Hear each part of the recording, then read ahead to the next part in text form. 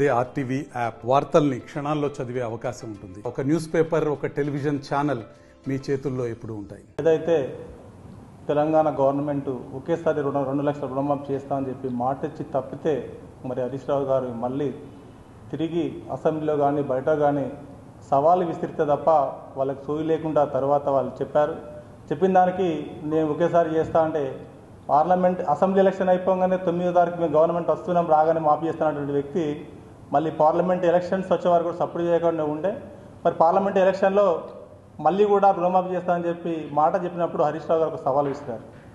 అయ్యా రేవంత్ రెడ్డి గారు, మీకు దమ్ము ధైర్యం ఉంటే ఒకేసారి రుణమాఫీ చేస్తా అంటున్నారు కదా, ఇప్పటిదాకా 9-6 నెలలు పట్టినా కూడా మీరు సొయ్యలేదు కదా, నిజంగానే 2 లక్షల రుణమాఫీ ఏ కాలంలో చేస్తామంటే నా అసెంబ్లీ ఎమ్మెల్యే పదవికి రాజీనామా చేస్తూ మళ్ళీ ఎలక్షన్లో పోటీ చేయని మీరు దమ్ము చేస్తారా అని దమ్ముందా?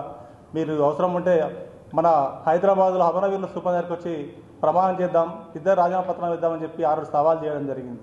మరి సవాల్ చేసినప్పుడు మరి అదే ముఖ్యమంత్రి గారు మాట్లాడుతూ ఒక నెల కడుపు కట్టుకుంటే నేను 40 లక్షల రూపాయలు 40 లక్షల వేల రూపాయలు నేను 40,000 రూపాయలు లక్షల రూపాయలు నేను రుణమాఫీ చేస్తా, అదొక విషయమా అని చెప్పి నువ్వు సవాల్గా నేను ఉన్నా అని చెప్పి గట్టిగా మాట్లాడి మరి ఆగస్టు 15 వరకు చేస్తా అని చెప్పి చేయకపోగా ఉల్టా రివర్స్ మరి హరీష్ రావు గారు రాజీనామా చేయాలని చెప్పి అక్కడక్కడ అవాకులు చేవకులు మాట్లాడుతూ ఆయన నోటికొచ్చినట్టు మాట్లాడుతూ ముఖ్యమంత్రి గారిని మేము తీవ్రంగా ఖండిస్తూ ఉన్నాం. నిజంగానే మీకు రుణమాఫీ చేసినట్టయితే మరి మీ మంత్రులు మీ ఎమ్మెల్యేలే పూర్తిగా కూడా కాలేదు, ఇంకా ఇంకా కాలేదు, ఏవో గుండెసాగా చెప్తా ఉన్నారు, ఇప్పుడు కూడా చేయనప్పుడు మరి మేమే మా కార్యకర్తలతో అందరితో కలిసి రైతులతో కలిసి మేము ఈ క్యాంప్ ఆఫీస్లో మీటింగ్ పెట్టుకొని మరి ఎట్లా ఎవరెవరికి రుణమాఫీ కావాలి, ఎట్లా కాలేదు, దాన్ని ఇంట్లో ఏం చేద్దాము, దాని మీద ఏం మాట్లాడదామని చెప్పి నిర్ణయించుకొని మాట్లాడుకుంటున్నప్పుడు మరి ఒక గుండాలాగా మరి ఆయన ఏ సంబంధం లేని వ్యక్తి సిద్దిపేట దాడి చేస్తాను వచ్చినట్టు హనుమంతరావు గారు మరి వారి కొడుకు ఎమ్మెల్యే గారు అయినటువంటి రోహిత్ గారికి సిద్దిపేట మీద ఏం సంబంధం ఉందని మేము ప్రశ్నిస్తూ ఉన్నాం. మరి వస్తే రాని కాంగ్రెస్ పార్టీ కానీ వచ్చేదైనా మాడుకోవచ్చు, కానీ మేము హరీష్ రావు దగ్గరికి వచ్చి మా సిద్దిపేట మా అడ్డ, హరీష్ రావు సిద్దిపేట గడ్డ, మరి ఈ హనుమంతరావు అడ్డ అని చెప్తున్నావు కొడుక, నువ్వు ఎక్కడ అడ్డ అనేది? ఏదో మెదక్ ప్రజలు తరిమి కొడితే అక్కడికి వెళ్ళి హైదరాబాద్లో పోటీ చేస్తే అప్పుడు కూడా కేసీఆర్ గారి కాళ్ళు మొక్కితే నీకు ఎమ్మెల్యే టికెట్ ఇస్తే ఎమ్మెల్యే గెలిచినావు.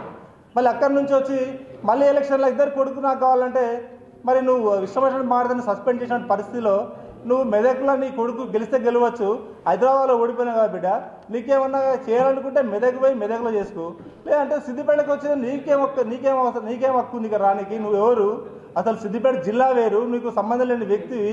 ఇప్పటికీ 5 సార్లు ఆ రోజు ఉద్యమంలో కూడా చంద్రబాబుని తీసుకొని మరి మన దుబ్బాకు వస్తుంటే ఆ రోజు తిరగబడి టీఆర్ఎస్ పార్టీ కార్యకర్తలు ఎదురెదిరికి వెళ్ళి కొట్టినాడు.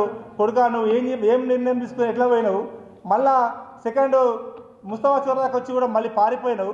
చివరికి మొన్న ఏదైనా హరీష్ రావు గారు హైదరాబాద్లో ఏదైనా అసెంబ్లీలో గట్టిగా మాట్లాడి ఏమన్నా సమస్యల మీద మాట్లాడే వరకే మీకు మరి సిద్దిపేట మీద దాడి చేసేందుకు వస్తూ ఉన్నావు. మరి రోహిత్ రావు కానీ హనుమంతరావు గారు కానీ నేను ఒక మేధావి రాష్ట్రంలోనే తెలంగాణ ఉద్యమంలో విద్యార్థులందరూ ఏకతాడి తీసుకొచ్చి పోటేసినటువంటి వ్యక్తి శ్రీనివాస్ గారి మీద ఇష్టం వచ్చినట్టు మాట్లాడుతున్న యాదగిరి ఖబర్దార్ని చెప్తా ఉన్న తమ్ముడు, నువ్వు వాస్తవంగా నిజాయితీ వాళ్ళ కాంగ్రెస్ కార్యకర్తవు, నీకు దమ్ముంటే రేవంత్ రెడ్డి గారికి పదవి తెచ్చుకో, రేవంత్ రెడ్డితో మాట్లాడి సిద్దిపేట డెవలప్మెంట్ కోసం పని తీసుకురా.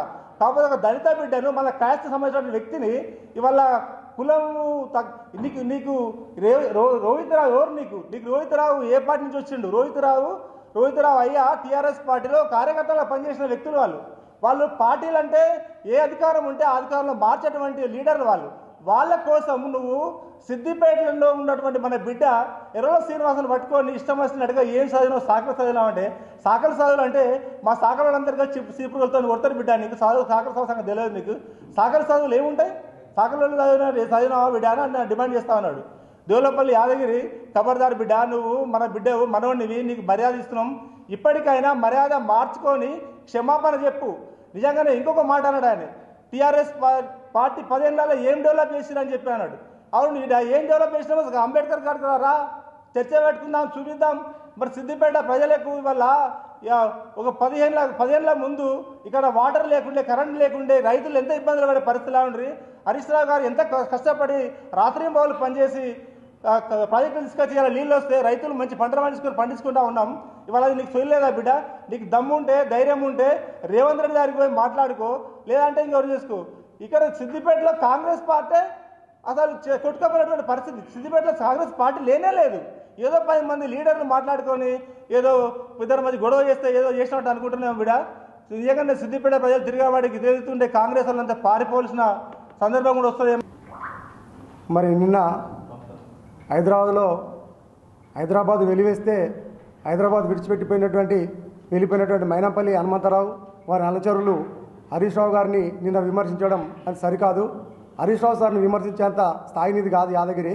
నువ్వెంత, నీ లెక్కెంత, అది పద్ధతి కాదు. మన జాతి బిడ్డ తెలంగాణ తొలి SC/ST కమిషన్ చైర్మన్ అయినటువంటి డాక్టర్ ఎర్రల శ్రీనివాస్ గారు మన జాతి గర్వపడే విధంగా పదవి నిర్వహించిండు. ఆయన మనందరం మన జాతి బిడ్డలందరూ గౌరవించుకోవాలి. నువ్వు ఎర్రల శ్రీను, నువ్వు ఏం చదువుకున్నావు, నువ్వు సాకలు చదివినావా అని మాట్లాడుతున్నావు. నువ్వెంత చదివినావు తమ్మి? నీ స్థాయి ఎంత, నీ చదువు ఎంత? ఒక గ్రామానికి సర్పంచ్ చేసినావు, రాష్ట్రానికి మంత్రివర్యులు చేసిండు, రాష్ట్రంలో ముఖ్యమైనటువంటి నాయకుడు. సిద్దిపేటను అన్ని రంగాల్లో అభివృద్ధి పనిచేసిన హరీష్ అన్నను, ఎర్రల శ్రీను విమర్శించడం సరికాదు. తస్మాత్ జాగ్రత్త. ఇలాంటి చర్యలకు పాల్పడితే మాత్రం బీఆర్ఎస్ SC మాదిగ కార్యకర్తలు నేను ఎక్కడికక్కడ అడ్డుకుంటారు తమ్మి. ఇది పద్ధతి కాదు.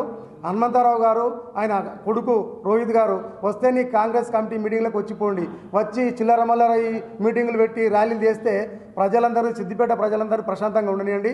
మరిన్ని వీడియోస్ కోసం ఛానల్ ని సబ్స్క్రైబ్ చేయండి. లేటెస్ట్ అప్డేట్స్ కోసం వాట్సాప్ ఛానల్ ని ఫాలో చేయండి. అండ్ లింక్ డిస్క్రిప్షన్ లో ఉంది.